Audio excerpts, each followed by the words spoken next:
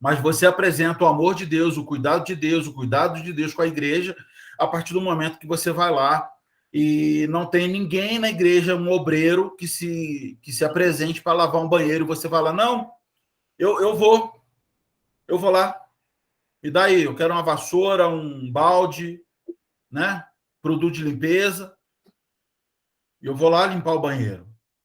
Você está se apresentando, servindo a igreja, apresentando o amor de Deus pela igreja, pela organização.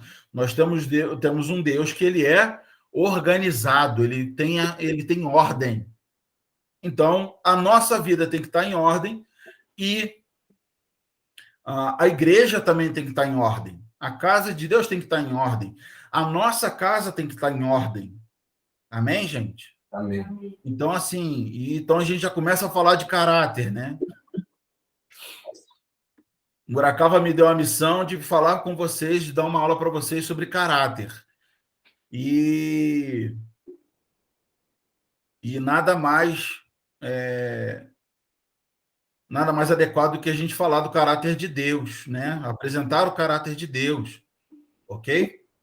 Então, ordem, né? Organização é uma coisa que está no caráter de Deus. Você vê, a palavra dele é toda organizada, né? Quando você vai lá na criação, em Gênesis 1, você vê toda uma ordenança, né? Todas as coisas, uma de cada vez, tudo planejado.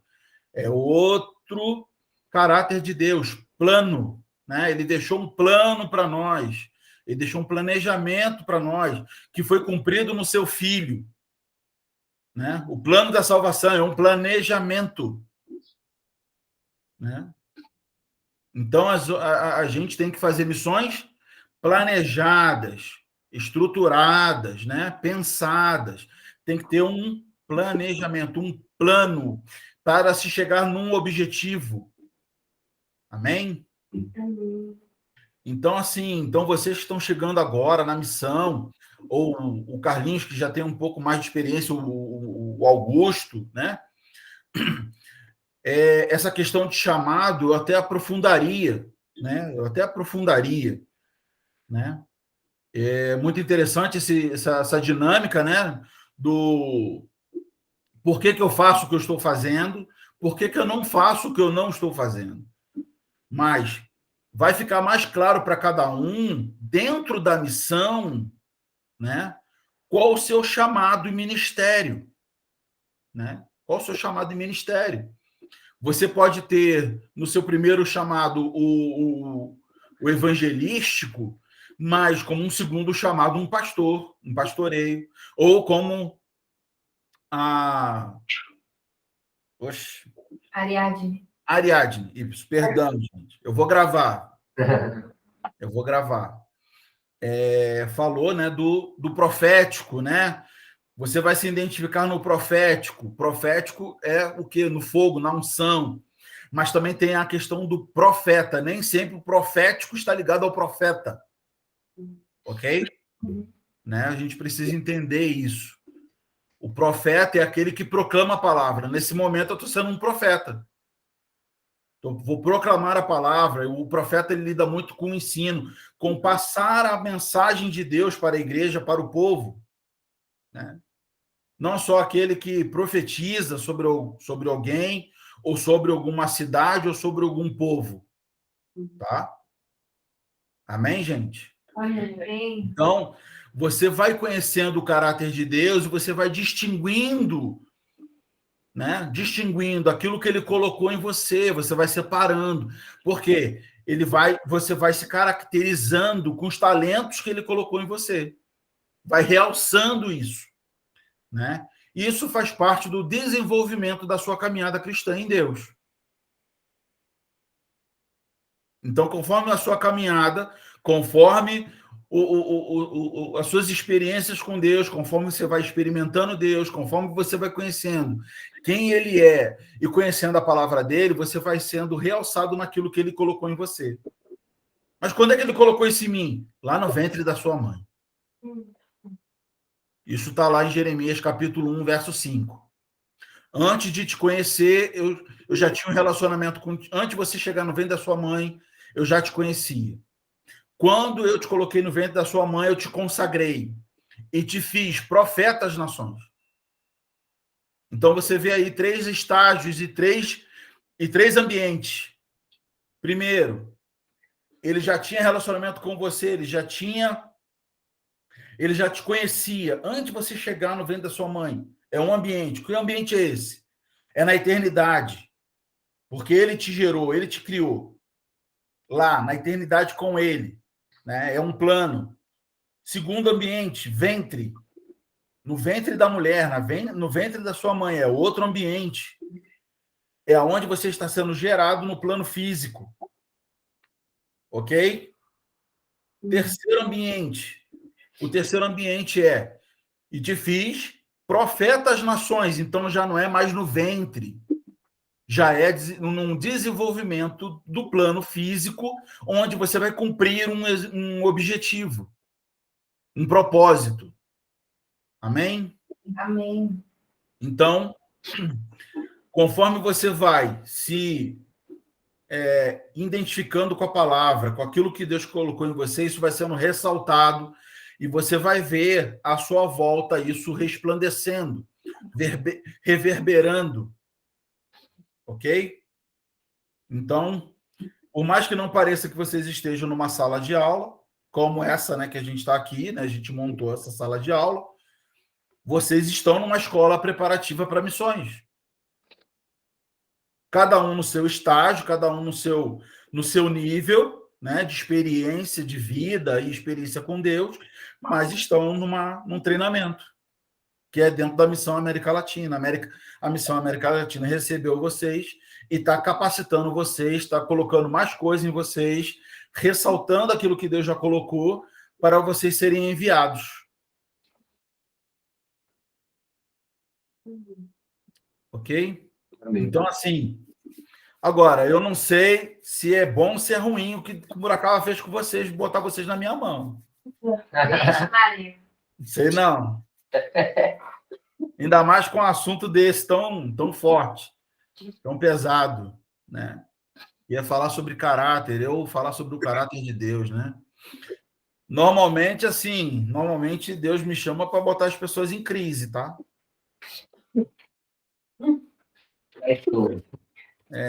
Normalmente é para botar as pessoas em crise, né? Mas amém. Vamos lá. Crise é bom. A crise, quando ela vem, principalmente para nós, filhos de Deus, a crise, quando ela vem, ela significa que Deus está querendo nos esticar, Deus está querendo nos fazer crescer, nos aumentar de tamanho. Como é que a criança... o que acontece com a criança no seu desenvolvimento, principalmente ali na fase dos 8 aos 12 anos, o que acontece com ela? Que ela reclama de estar doendo, que ela reclama de dor. E você vai no médico e o médico fala assim, não, tá tudo normal, é assim mesmo. Como assim?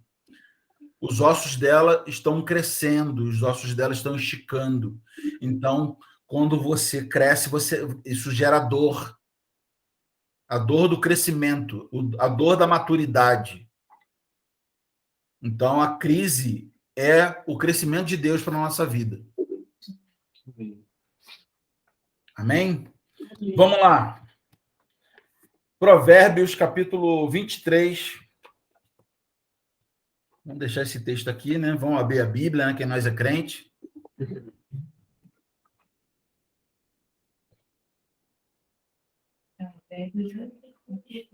23:7. Diz o seguinte: porque, como imagina em sua alma, assim ele é. Ele te diz, come e bebe, mas o seu coração não está comigo. Não está contigo. Amém? Então, eu separei esse texto para falar sobre caráter, porque caráter é aquilo que está dentro de nós. O caráter é aquilo que nós fazemos a partir do momento do que nós pensamos, a partir do momento do que foi introduzido em nós, do que foi colocado em nós, e nós praticamos, nós tomamos essa postura ou atitude. Então, assim como nós pensamos, assim você é, ou assim eu sou, assim cada um é. Por quê? Todas as coisas que nós fazemos, elas procedem da nossa alma. Tudo aquilo que nós tomamos de atitude procedem de dentro de nós. E elas são externadas. Quando elas são externadas, nós revelamos quem nós somos. Como é que a gente pensa, como é que a gente age, como a gente caminha, como a gente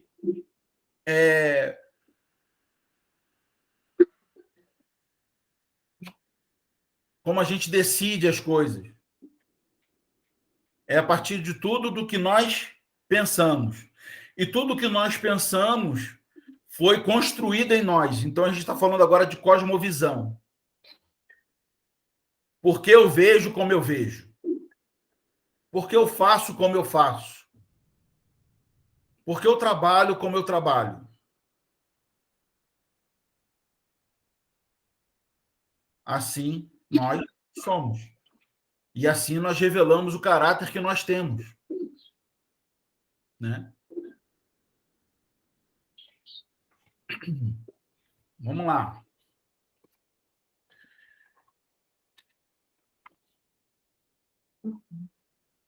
Então, assim, eu vou também trazer algumas informações, eu vou trazer dados, tá? Com vocês, dentro da igreja, dentro da sociedade. A gente vai passear em caráter, não tem como falar de caráter hoje, sem a gente falar de integridade, sem a gente falar de moral, sem a gente falar de temor ao Senhor, né? Não tem como a gente falar de valor, né? Sem falar de valor, né? O que são essas coisas na nossa vida, como é que elas funcionam, como é que elas trabalham, tá? Trazendo sempre para um alinhamento do caráter de Deus bíblico, tá? Para a nossa vida. Amém? Amém. Porque assim, vamos lá, a gente está falando com missionários, né? Eu sou missionário, vocês também são, então todos aqui estamos como missionários. Então eu vejo o missionário como um embaixador de Cristo. Vocês sabem o que é ser um embaixador de Cristo? Ou simplesmente essa função aí, esse título? O que é um embaixador? O que um embaixador faz? Representa. Mais o quê?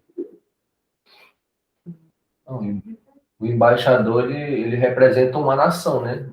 Isso. Um estado. Não, uma nação. Uma nação. Isso aí. Uma nação. Ele é responsável por uma nação em outra nação. Né? Sim, ele representa uma nação em outra nação.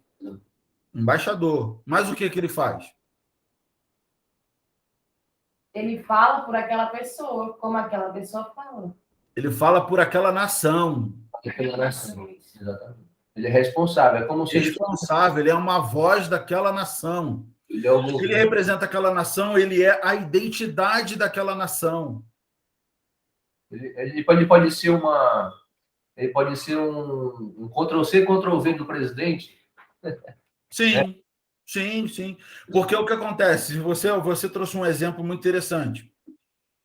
Se você pensar na presidência que nós temos hoje, nós temos um presidente. Ele indica alguém que não seja parecido com ele? Não. Uhum. Se você olhar os ministros dele, são todos parecidos com ele. Em valores, em caráter, em personalidade. Inclusive, a gente vai falar sobre isso, caráter e personalidade, tá? Né? Caráter e personalidade, a gente vai falar de personalidade também. Era o termo que eu estava esquecendo. Mas você vê, a primeira turma de ministros que ele selecionou foram todos militares. Qual é a base dele? Militar. Ele foi do exército muitos anos. E você vê, os que não são militares têm a personalidade dele também, né? Tem um temperamento, né? Vamos lá. Temperamento, né, dele. Vê valores. Então, quando você vai para uma outra nação como embaixador, você representa, você é a identidade daquela nação. Então, você tira, uma embaixada faz identidade, faz passaporte, Então, ela dá permissão para você entrar com aquela identidade, ela te dá permissão de entrar em vários lugares. Amém. Verdade. Então, o embaixador ele tem acesso a muitos lugares. Agora, vamos lá, agora vamos transferir isso aqui agora para a palavra. Vamos colocar isso na palavra. A palavra diz que nós todos somos embaixadores de Cristo. Então, a gente não só representa uma nação, a gente representa um reino.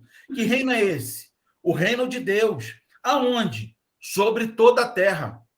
Aonde nós formos, aonde nós estivermos, nós representamos o reino dos céus, o reino de Deus. Nós representamos Deus.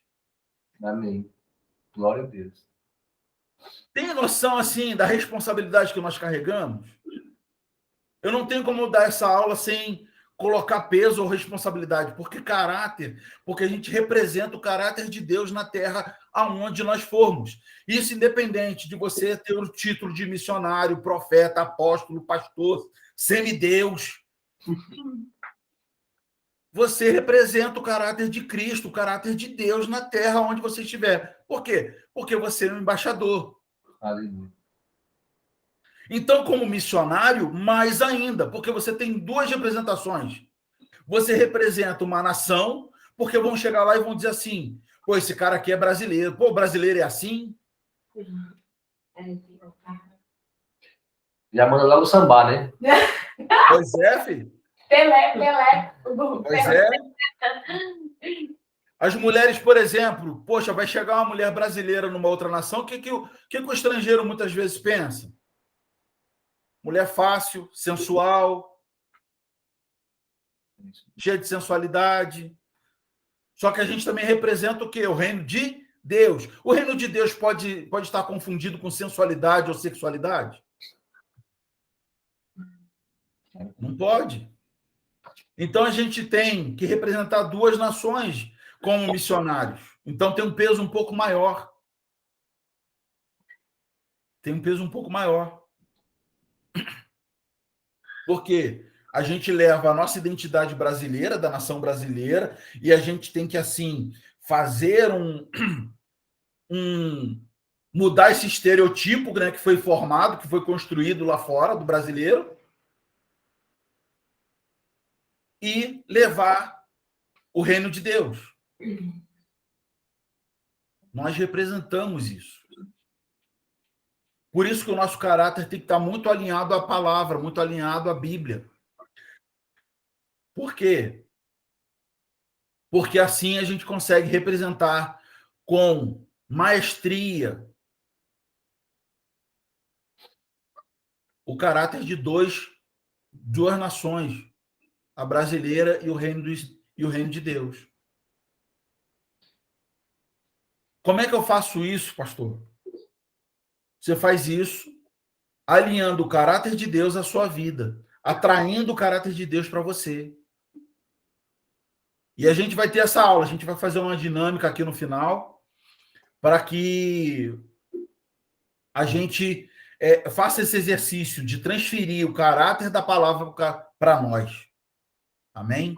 Posso falar, pediu? Pode sim. Inclusive, quem quiser falar, pode falar, levanta a mão, que aí eu dou oportunidade, tá? A gente está em aula, não é pregação. Vamos interagir. Eu estava falando aí, me veio assim, né, a questão dessa responsabilidade da nação, né? E também, eu também entendo assim que a gente também, cada um de nós carrega uma responsabilidade de onde nós somos. Por exemplo, eu sou do norte, sou de Manaus. E aí, se você vê, esse pessoal de Manaus é desse jeito aí, né? Então eu vejo assim que também abrange essa questão, né? Bem legal. Sim, Augusto. Por quê? Porque nós somos uma nação continental, né? Um país continental, em que tem muitas culturas. Né? Tem muitas culturas. Você acabou de falar do seu tambaqui com farinha. Puxa vida. É o quê? É uma questão cultural, né? Da sua região. Sim. Né? Como mesmo sendo do norte, né? A Emily, o Carlinhos. Ixi, eu esqueci de novo. Ari. Ari. Hã? Ari. Ariadne, isso. É, Ariadne. Então, são do norte, mas com certeza tem particularidades no estado dele que não tem em Manaus, e Manaus tem particularidades que não tem no Maranhão, sim, exatamente. né? Da sociedade. É isso mesmo.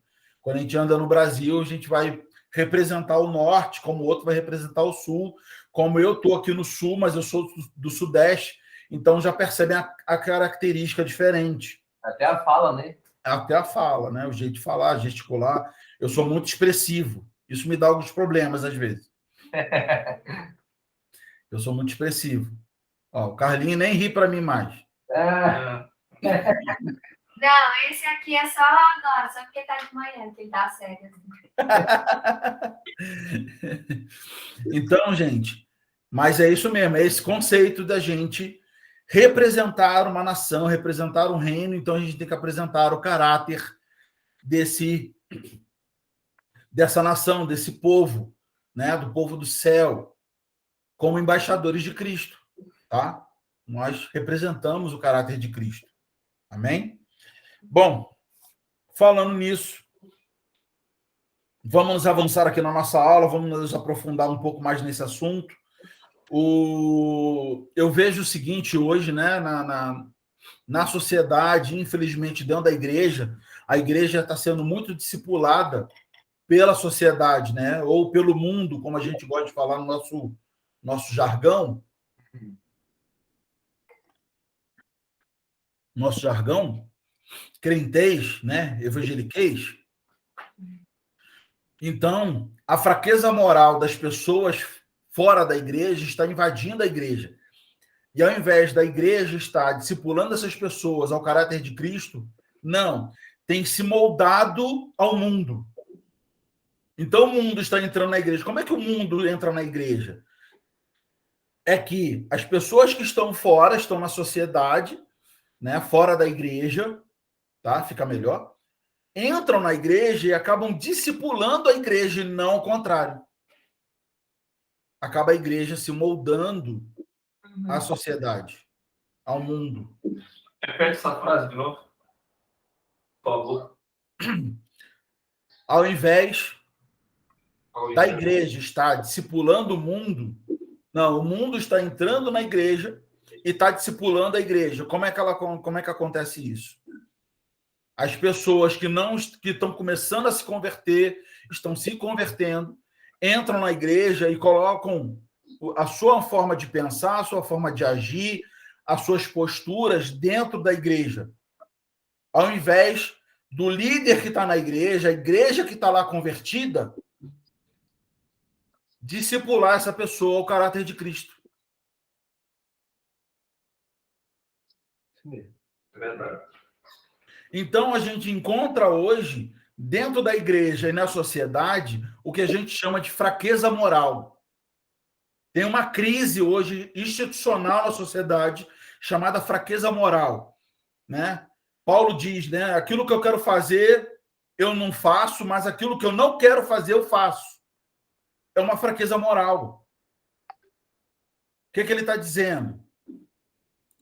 Ele está dizendo que a igreja não conseguiu ainda se libertar do pecado, não conseguiu ainda se libertar de atitudes erradas, de posturas erradas.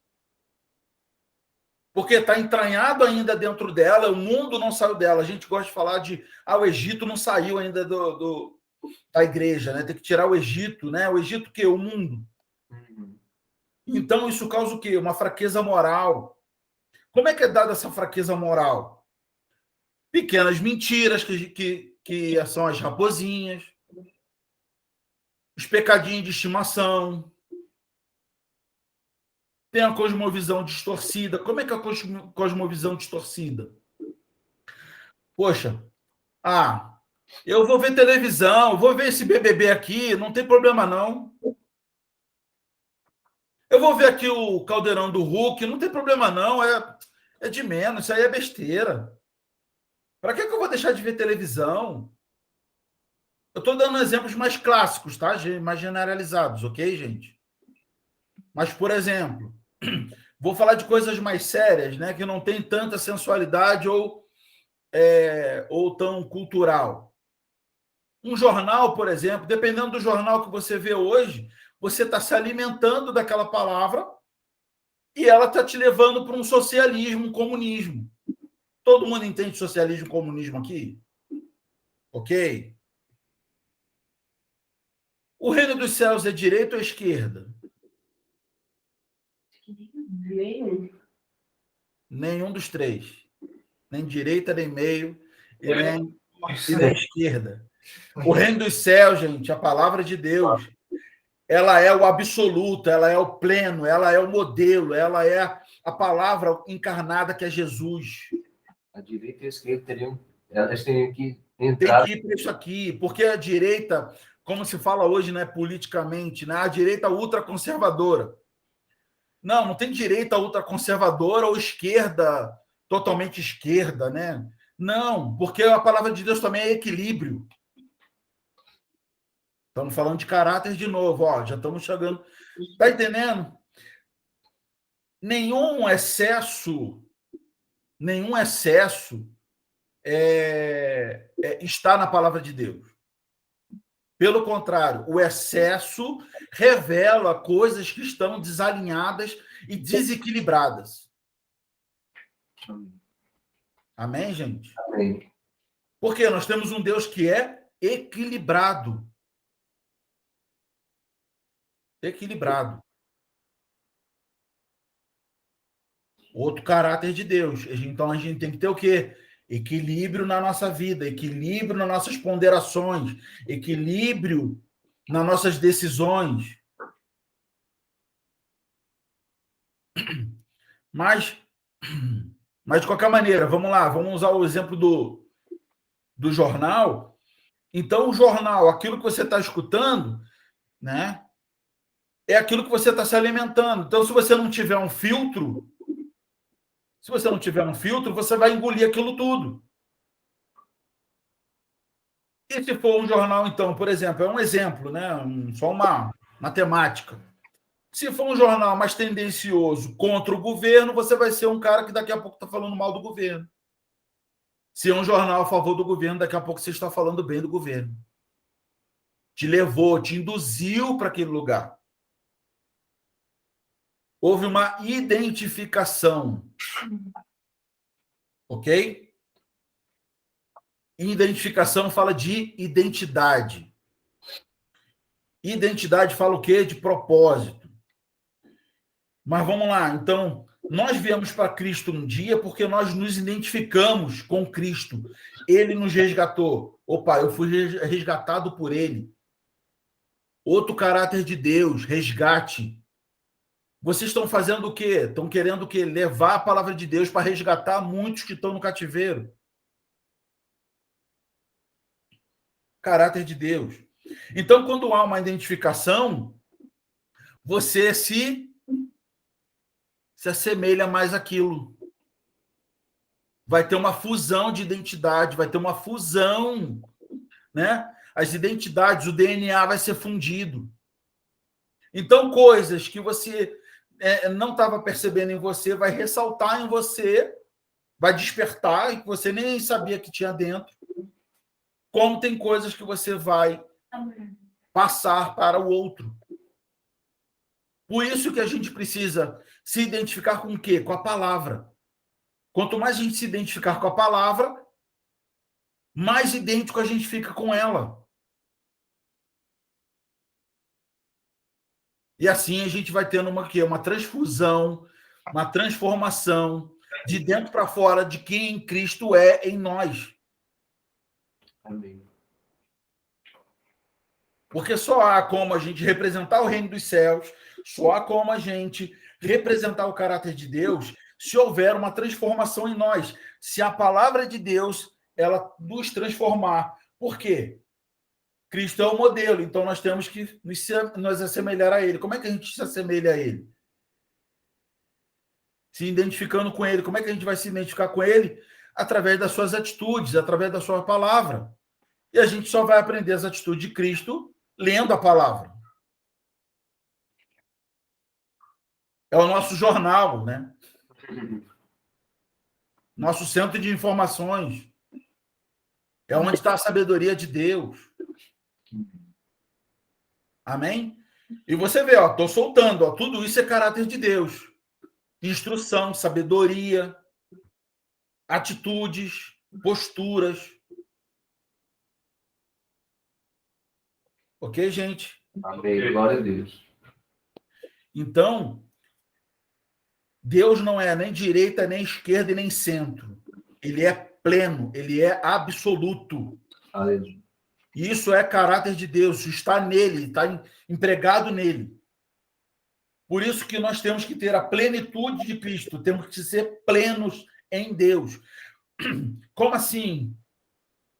Quando nós nascemos, né, nós nascemos e nós fomos criados, nós fomos gerados para adorar a Deus. Amém? Amém. Errado. Para se relacionar com ele. Nós fomos... Não, vou falar sobre isso. Nós fomos gerados para adorar a um Deus. Nós fomos gerados para ser adoradores. O correto, sim, Augusto, é adorar a Deus. Mas só que a gente vai adorar a Deus com ídolos que não são Deus, não é o nosso Deus. Que foram construídos dentro de nós. Estou me fazendo entender, gente? Ficou meio confuso isso aí? Não. Ficou. Ficou? Vamos lá. Nós, como criatura, nós somos criados, amém? Amém. O que tem no reino dos céus? O que tem na eternidade? Tem um povo lá falando assim: santo, santo, santo. Santo, santo, santo. Santo, santo, santo. 24 horas por dia. Isso é adoração eterna, constante. Certo? Ok. Então, como criatura, nós fomos criados para adorar ao Criador. Amém? Amém. Só que isso não foi gerado em nós quando nós nascemos, isso é construído. Então, de acordo com aquilo que foi construído em nós, nós estamos adorando a um outro Deus e não ao Deus verdadeiro. A gente adora a Deus quando a gente assume o caráter dele em nós. Vocês sabiam, por exemplo, Augusto é casado, né? Carlinhos já foi. Toda vez que há uma relação sexual dentro da aliança do casamento, é adoração a Deus. Porque foi ele que criou. E criou para isso. A gente adora a Deus em todas as atitudes que nós fazemos. Agora, se as nossas atitudes estão desalinhadas com a palavra, não estão concernentes ao que a palavra diz, ao quem ele é, você não está adorando a Deus, você vai estar adorando a um outro Deus, que está dentro de você e foi construído em você. Identificação. Por isso que a nossa identidade tem que estar firmada nele. Amém. Se a nossa identidade não está firmada nele, nós vamos ser adoradores de outros deuses. E aí, outros deuses, eu falo, pode ser uma pessoa, pode ser um sentimento, pode ser uma emoção, pode ser uma ferida, pode ser um trauma. Estão entendendo, gente? Amém. Então, por isso que a nossa identidade é tão importante estar firmada na palavra.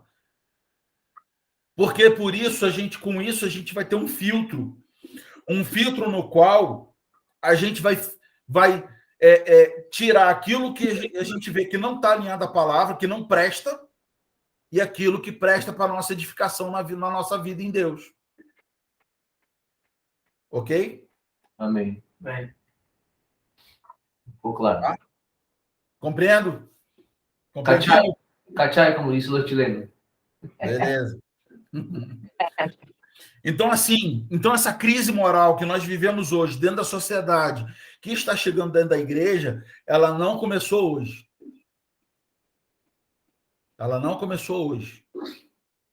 Vamos lá, deixa eu trazer uma estatística aqui para vocês. Em 2005, uma pesquisa realizada nos Estados Unidos revelou que 59% dos norte-americanos acreditam que, para ter êxito, é preciso fazer de tudo, custe o que custar. E que 42% opinaram para ter sucesso é preciso mentir. Ou 42%. Sério. Isso foi contado por Norman Geisler em seu livro intitulado Integrity at Work, né? Integridade no trabalho. Se esta é a mentalidade com a qual o indivíduo vive no nível pessoal, imagine agora o que pode acontecer quando essa pessoa torna-se um empregado, um gerente ou o presidente de uma empresa. A maneira como essa pessoa vive no nível pessoal terá impacto em todas as demais áreas de sua vida. É exatamente assim que funciona. Se aquilo está dentro de mim, não tem como no trabalho eu ser uma coisa e na igreja eu ser outra. Não tem como eu ser uma coisa em casa e ser uma outra coisa na casa do meu pai. Aquilo vai transparecer nas minhas atitudes, na minha fala, na minha postura. Aquilo vai transparecer. E vai impactar a vida de uma pessoa positiva ou negativamente. Ok? Então, você vê, é uma pesquisa de 2005, isso já tem 17 anos. E você vê, de 2005 para cá, só piorando. Mas eu quero ir mais longe. Ainda quero ir mais longe. Vamos lá. Eu vou ler mais algumas coisinhas aqui e eu vou chegar ainda mais lá atrás ainda. Tá? Essa crise de valores tem tido consequências no nível familiar, espiritual, emocional, profissional das pessoas. E isso também envolve a nós, como líderes, como embaixadores de Cristo. Amém? É lamentável a instabilidade vivida por muitas famílias em nossa sociedade. Quer dizer, se há uma instabilidade na família, há uma sociedade doente. De quê? De moral, de caráter, de temperamento, de equilíbrio, de valores. Você vê o que eu li agora aqui, 42% acharam imprescindível que poderiam mentir. Outras 59% poderiam fazer o que for para crescer. Vocês têm noção do que é fazer o custe o que custar qualquer coisa para você crescer? Me diz aí, o que seria fazer qualquer coisa para você crescer? Matar alguém. Matar alguém. Qualquer coisa. mataram Eu alguém. acho muito estranho. Eu acho que Matar alguém? Sim, aqui no Brasil também tem um documentário sobre um caso assim. Além disso, eu não vejo outro, não. Hã? Para passear. Será? Para passear, enganar. Tá tudo ligado à mentira. Uhum. Forjar documentos falsos. E por aí vai. Qualquer coisa. A mania do brasileiro é Manipular. Manipular. Imagina dentro da igreja. Dentro da igreja tu não forja um documento, mas você manipula. Eita. Divide. Você começa a implicar com aquele líder, começa a disseminar a sua visão contra o outro. Daqui a pouco está causando o quê? Um racha dentro da igreja. Aí você acha que vai ser líder daquele povo que rachou. Boa sorte. Aí você acha que com isso você está crescendo. Então, é o crescimento a qualquer custo, a qualquer preço. Acusar o outro de roubo, roubar. Eu quero ficar rico, então eu vou roubar. Então, assalta um banco, assalta um caixa forte, assalta um caixa eletrônico. Porque os valores estão corrompidos. Os valores da sociedade, porque os valores dentro da família estão destroçados. Vamos em frente. Vemos o distanciamento entre seus membros e tal ponto que, mesmo vivendo sob o mesmo teto, estão emocionalmente distantes uns dos outros. Quer dizer, dentro da própria família não tem relacionamento. E olha, a gente trabalha com aconselhamento, né? Eu, minha esposa, né, a Tere, nós trabalhamos com aconselhamento.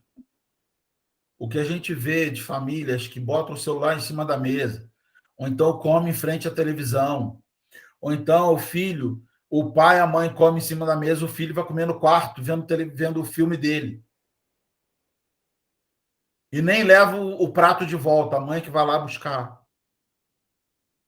Valores distorcidos, sem comunhão, sem relacionamento, sem mesa, dentro de casa.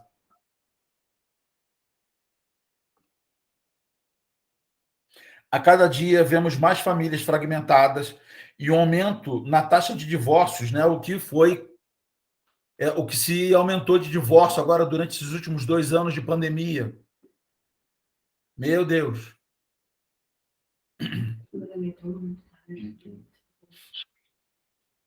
Que em alguma sociedade chega a 50%. Quer dizer, né? E na pandemia foi muito mais do que isso. É isto sem contar que aqueles casais que, apesar de não estarem divorciados do ponto de vista legal, vivem separados física e emocionalmente, de tal forma que é quase como um divórcio. Quer dizer, vivem na mesma casa, mas são como amigos, ou às vezes nem como amigos, porque nem se falam, né? Porque amigo ainda conversa, se fala. Ri, brinca, desabafa. Há consequências também no nível institucional, tanto na área privada como na governamental. A corrupção, a ineficiência do trabalho, a falta de ética profissional são resultado de uma crise de valores a nível individual que está afetando toda a sociedade. É o que a gente está falando.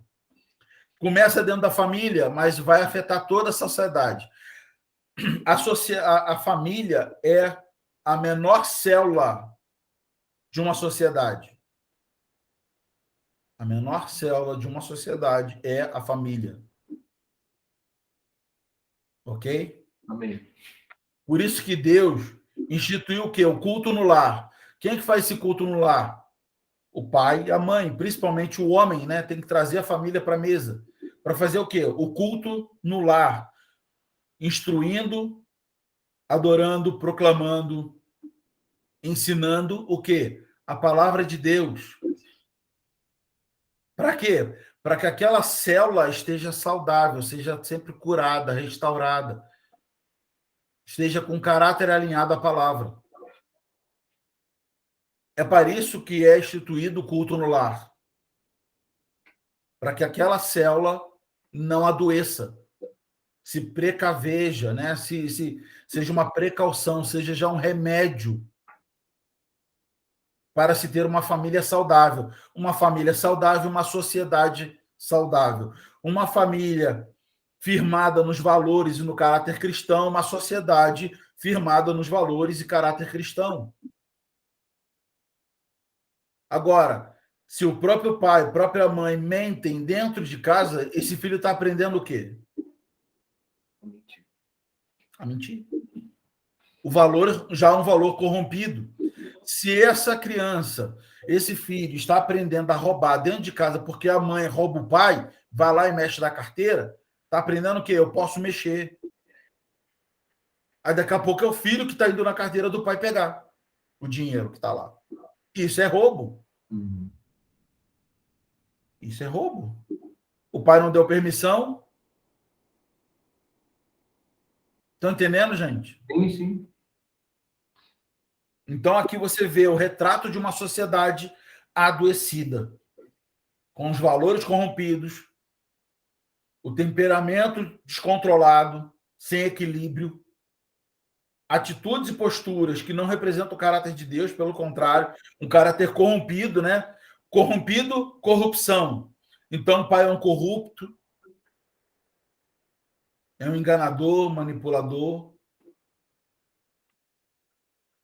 para se ter benefício próprio. Mas vamos lá. Isso não vem de hoje. Isso ainda vem de mais lá de trás ainda. A gente falou aqui de uma pesquisa de 2005. Deixa eu abrir para vocês um negócio aqui. Vamos falar um pouco de personalidade.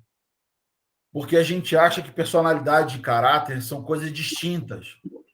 Personalidade e caráter é uma coisa só, tá? Não existe caráter versus personalidade. Ah, personalidade é uma coisa, caráter é outra. Não, não é. Por quê?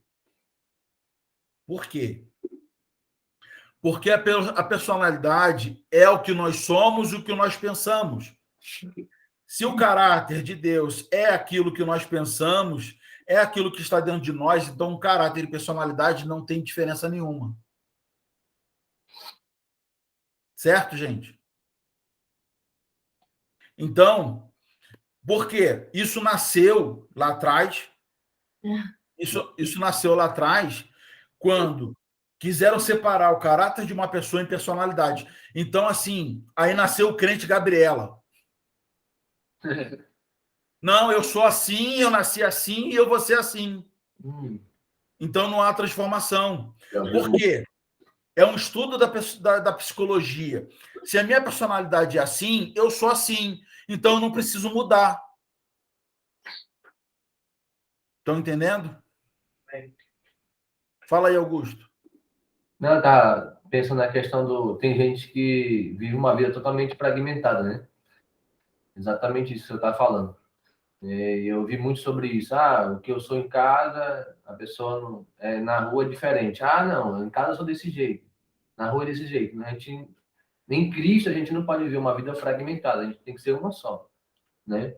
O que a gente reflete em casa, a gente vai refletir na igreja, em qualquer lugar que a gente pisar, a gente vai refletir, vai se mover da mesma forma, né? E seja em qualquer outra nação, cultural, transcultural, e assim por diante. Então, eu não tenho acho que uns meses atrás eu participei de uma conferência online do Ângelo Basso, né? Justamente sobre as vidas fragmentadas. Então, foi muito poderoso mesmo. Ajudou muito a entender isso, a entender, porque assim, às vezes a gente vem para Deus, entrega só a vida sentimental. Não, ele não quer só a vida sentimental, ele quer tudo, né? Só fragmentos. É muito interessante isso. Ariadne? Eu acho assim, que as pessoas elas confundem. Por exemplo, eu acredito que existem níveis de intimidade que em alguns locais que eu não posso, por exemplo, uma coisa que eu senti muito, lá no Nordeste, né, a gente é muito expressivo, muito caloroso. Cultura quente. Aqui, quando a gente tenta ser caloroso, por exemplo, ontem a gente estava vindo na rua e aí ele falou boa noite para dois rapazes estavam passando, tipo, boa noite, sendo educado. E eles já ficaram, tipo, boa noite, como se a gente tivesse, sabe, dando em cima deles, mas a gente só estava sendo educado como nós fizemos na nossa cidade. Então, eu acho que as pessoas, elas confundem essa questão de níveis de intimidade e confundem com esse negócio de, em casa eu sou assim e aqui eu sou lá. Não, você tem que ser a mesma pessoa, mas acredito que a forma como você vai demonstrar essa mesma coisa muda de local para local. Se mais, vai demonstrar mais, ou se vai demonstrar menos, mas sempre demonstrando a mesma coisa. Bom exemplo, tá? Bom, vou pegar o teu gancho e vou ensinar uma coisa para vocês sobre isso daí, tá? Recebam de coração aberto. Porque vocês quatro são de cultura quente, eu também vim de cultura quente, né?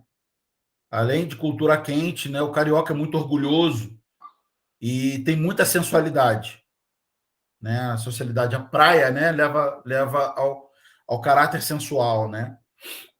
Deixa eu falar um negócio para vocês. Por isso que a gente precisa medir o equilíbrio para a gente poder entrar e sair de qualquer lugar, em qualquer cultura. Tá, Ariadne? Então, eu também sofri com isso aqui em Curitiba, quando eu vim para cá. Eu sofri com isso. Eu estou aqui em Curitiba há 7 anos, né? Eu vim para cá em 11 de agosto de 2015. Né? E eu sofri com isso, porque a gente é muito expressivo, né, de cultura quente. Eu consegui já retrair um pouco mais essa questão, porque as pessoas interpretam de outra forma. Então, às vezes, a gente tem que passar por... Tem que parecer mal educado, né? Mas, na verdade, é para você não transparecer outra coisa. Né? Falar olhando nos olhos, né? A altura dos olhos, não baixar a cabeça, né? Não gesticular muito, né? Se alguém falou com você, você cumprimenta naquele tom e só até ali, ponto, né? Porque aqui em Curitiba ainda é pior do que Santa Catarina, viu? Disseram pra gente isso. Disseram que eles são bem fechados aí. É bem fechado, é bem pior, tá? É bem pior. Entra no elevador, não tem bom dia, não tem boa tarde, não tem boa noite. Tá? Passa na rua, parece que você não existe. Né? Passa na rua, parece que você não existe. Você anda, na verdade, inclusive, para você encontrar alguém na rua já é difícil. Que é diferente, né, do norte, do sudeste, né, que tem aquele final da tarde que todo mundo vai para a rua, bota a cadeirinha ali e fica conversando. E boa noite, vizinho. Boa noite, vizinho. E aí, tudo bom? Tudo bem? E aí, poxa, tem aquele quilo de açúcar aí para mim? É desprestado. Aqui não tem isso. Aqui não tem isso. A minha esposa, inclusive, ela é pernambucana. Ela morou no Sul, lá no Rio Grande do Sul, 18 anos. E depois acabou morando no Rio de Janeiro, 5 anos. No Rio de Janeiro é um movimento intenso na rua o tempo todo. E quase toda hora você está horas fora de casa, longe, né, de distância de casa, e você passa e uma pessoa fala para você bom dia, boa tarde. Né? Nunca te viu. Né? Nunca te viu. Sabe nem de onde você veio, mas cumprimentou. E para o carioca, isso daí já parece amizade de longa data. Íntimo. Íntimo. No Paraguai é assim mesmo. Então, mas a gente tem que entender, e voltando, né? A gente leva a cultura do céu. Né? Então, a mensagem que nós estamos transmitindo. Por isso que a nossa cultura, o nosso posicionamento, ele precisa ser um posicionamento um pouco mais sério no início, né? Um pouco mais retraído, até que você conheça um pouco mais aquela pessoa e você se abra um pouco mais. Fala de Bíblia, que é uma coisa mais neutra, ao invés de falar da sua vida pessoal. Fala de uma coisa mais neutra, né? Ao invés de falar que, poxa, a tua mãe está fazendo uma operação agora, né? Poxa, eu passei por um abuso quando era criança, né? Enfim, são coisas pessoais. São coisas pessoais. Não. Bom dia, boa tarde. O que a gente vai fazer aqui na igreja? É um assunto comum. Quais são as tarefas que a gente tem que desempenhar aqui na igreja? Quando você é missionário, vai chegar numa casa, você tem que entender a cultura da casa. E não é que você vai se moldar a ela, mas você vai entrar no ritmo dela, impregnando do quem você é. E o quem você é tem que ser parecido com Cristo, para você levar Cristo para essa casa. Estão entendendo, gente? Sim. Então, por exemplo, você vai para aquela casa, você faz um jejum, mas serviram uma mesa de café para você. Não dá para você fazer jejum, né, na casa dos outros. Toma café. Tem que tomar o café. E na mesa? Poxa, que comida gostosa, elogia. Poxa, que café bom. Olha, poxa, diferente da minha terra. É assunto comum, neutro. Sim. Ah, dizer que Pão diferente. tá ruim, é ruim esse negócio aqui, não. É diferente o sabor. É diferente. É sempre. É excêntrico. Poxa, na minha cultura, poxa, a gente tem isso, isso e isso. Exatamente. Sempre respeitando. Pode falar, Emily. O meu problema quando eu cheguei é porque eu estava tão empolgada assim com a forma como as pessoas falavam aqui, que eu acho que algumas pessoas se incomodaram, né? Eu percebi, graças a Deus eu consegui parar. Tipo, o porquê. Como é que é? Até eu me esqueci já, mas é porquê, porta, boa tarde. O sotaque, né? Isso, muito diferente. Eu ficava empolgada. Sem perceber. Aí a pessoa falava e eu repetia, boa tarde. Eu ficava pensando, Aí às vezes eu pedia, né, como é o nome dele? O Pedrinho, filho da pastora Rita. Cara, fala aí de novo, fala aí de novo. Só que eu acho que algumas pessoas, elas estranharam. Algumas pessoas estranharam, não gostaram. E aí consegui parar. Não é que elas estranharam, né? Elas levaram, né, Emily, isso daí pelo lado do deboche. Acho que foi. Você estava debochando do sotaque deles. É isso mesmo. Entendeu?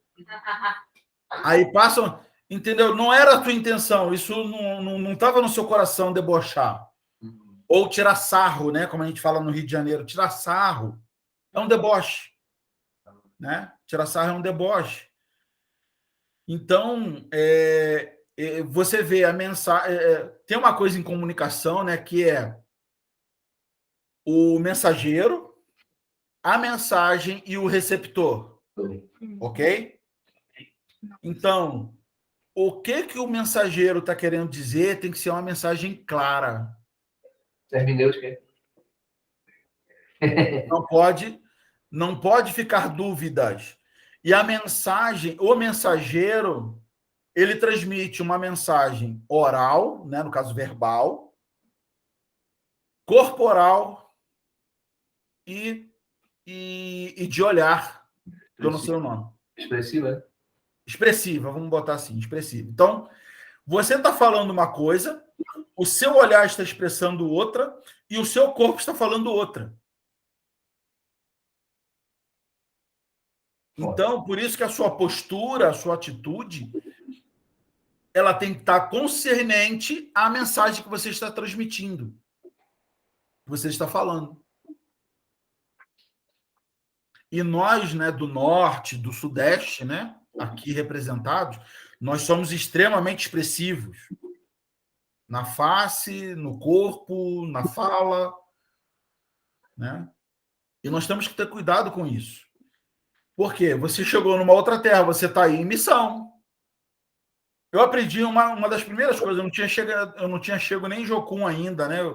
Eu era da Igreja de Nova Vida, no Rio de Janeiro, e lá foi feito um curso de missão, eu fui participar desse curso de missão, e um dos professores, foi uma das primeiras coisas que ele ensinou para nós.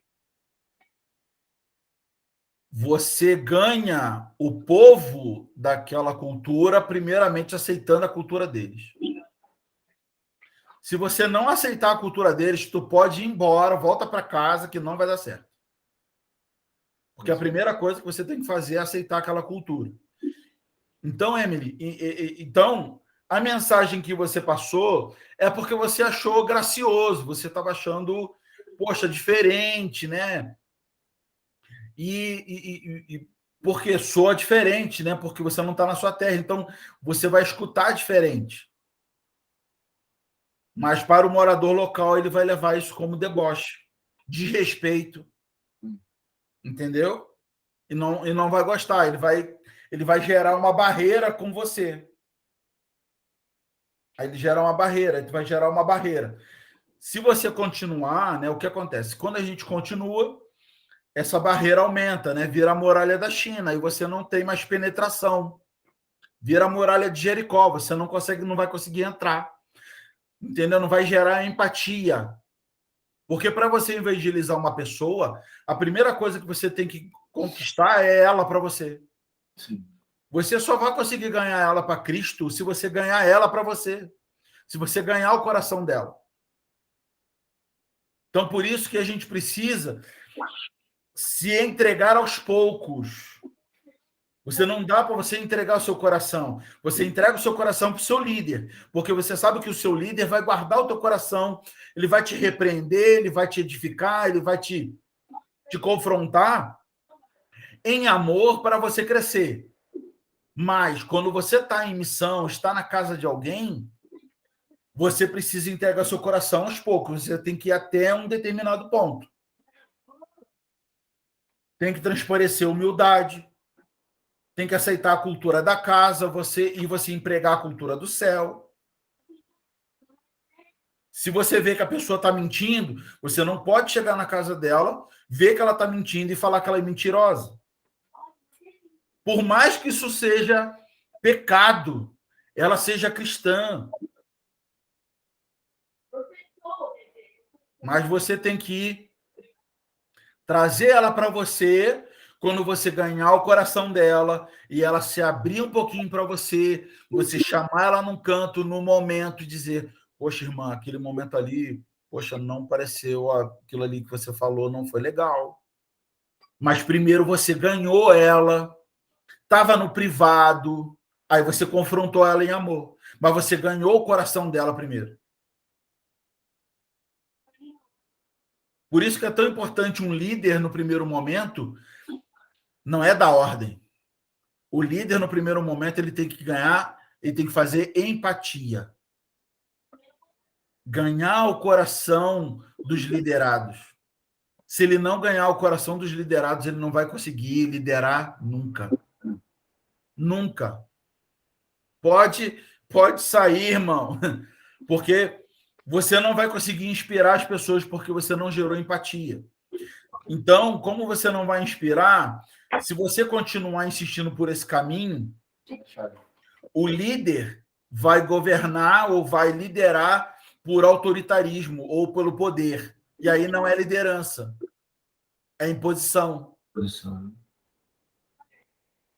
E Jesus inspirou o quê? Por inspiração, por empatia. Mesmo confrontando, você vê, as palavras de Jesus muitas das vezes eram duras, mas tinha empatia.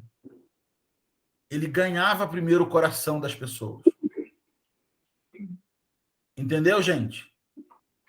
Então, aqui, ó, nisso aqui que a gente está falando de valor, está falando de caráter, falando de temperamento, postura, atitude, expressão, que vão colaborar na missão, mas você vai estar empregando o caráter de Cristo no ambiente onde você está inserido. Então, muitas das vezes, você tem que parecer sério. Muitas das vezes, você vai parecer um cara meio sisudo ou até mal educado. Mas não é isso. É que você está respeitando, é que você não conhece. Então, você está entrando no ambiente. Então, entra menos. Eu tinha um grande problema comigo, porque eu chegava no ambiente e todo mundo via, todo mundo já percebia. O Renato chegou. Espalhafatoso, né? E aí, pá, falando alto. Né? E o Renato chegou. E isso foi difícil aqui em Curitiba. Isso foi difícil em Curitiba. Por exemplo, eu estava dentro da base da Jocum e ficava aparecendo, né, que a gente queria já namorar, já casar, já estava dando mole, já estava, sabe? Não, e não é isso, né? Era só porque o carioca é expressivo, é um cara, aquela expressão, né? É muito dado, ele é muito dado. Então tem que ser menos, tem que ser menos. E aí você tem que o quê? Identificar as pessoas, né? Ler as pessoas. Poxa, de uma forma ruim, que você depois vai falar com ela, não.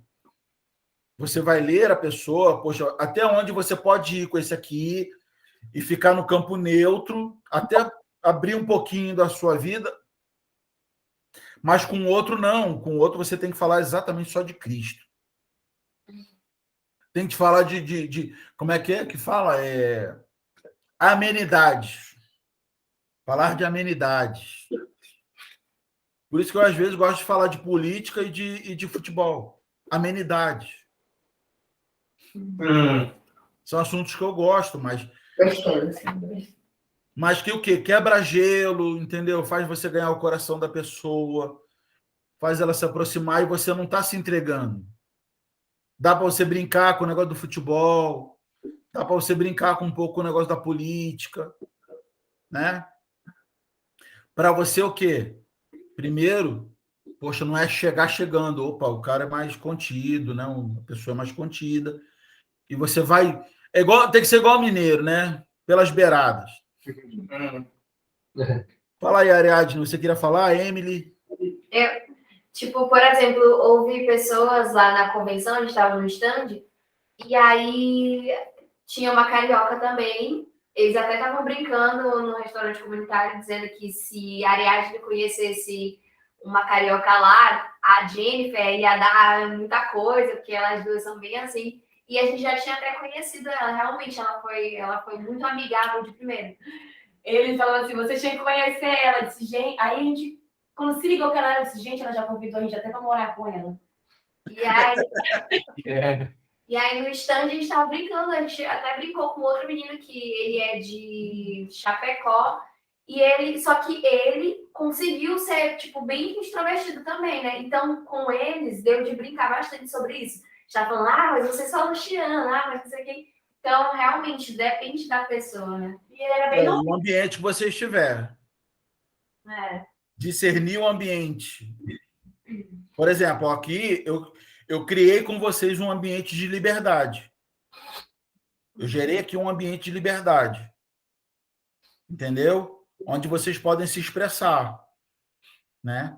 Mas discernir o ambiente é importante. Entendeu? Fala, Augusto. Eu passei uma experiência na Bolívia. Eu e minha esposa, né? A gente, de Manaus, claro, né? A gente é muito assim, como dado, né? Vamos dizer assim. Sim. E lá na base da Bolívia, a igreja lá, tinha muitos jovens, né? Então a gente se misturou com os jovens ali, né? Se misturou com eles e se entregou para eles, né? Só que sobre nós tinha uma posição, né? Uma autoridade sobre nós. E aí uma pessoa nos puxou para o canto e falou assim, olha, vocês não podem ser muito permissivos, não podem ir assim direto, se entregando totalmente para eles, né? Porque senão daqui a um pouquinho eles não vão respeitar vocês do que vocês foram chamados. Então, assim, foi um tapa na nossa cara, né? É ruim. Mas foi muito preciso aquela chamada daquele homem para nós, né? E desde então a gente realmente viu a diferença, assim, foi muito grande a diferença, né? Porque quando a gente se posicionou, né? Não que a gente ficou assim, se fechou para eles, mas que a gente se posicionou, né? Naquilo que a gente foi chamado, né? Porque a gente tinha se entregado de uma maneira assim, já como se a gente tivesse conhecido há mais de anos, né? Então, a gente se posicionou. Quando a gente se posicionou, a gente começou a ver o respeito deles por nós, né? Daquilo que a gente carregava. Então, assim, eles começaram a respeitar mais. Eles não respeitavam a gente. Eles não honravam a gente nem nada. Eram pessoas assim, entendeu? Então, assim, é exatamente isso que está falando, né? Às vezes a gente precisa realmente entregar aos poucos, né? E conhecer realmente a cultura e respeitar isso, né? De respeitar, eu lembrei da comida falou do café, eu lembrei da comida da Bolívia, né? Se você está numa sala e tem comida e eles te oferecem, você não aceita, você está ofendendo eles. E pode ser qualquer comida. Eu comi um negócio lá muito doido lá, que era com porco e tudo mais. Eles falavam o que era, né? Era porco e tudo mais, era como se fosse tipo uma feijoada, mas era bem estranho. Né? Porém, eu comi.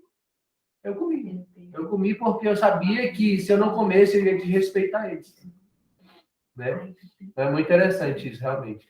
Muito, muito bom, Augusto, muito bom. E é exatamente isso mesmo, tá?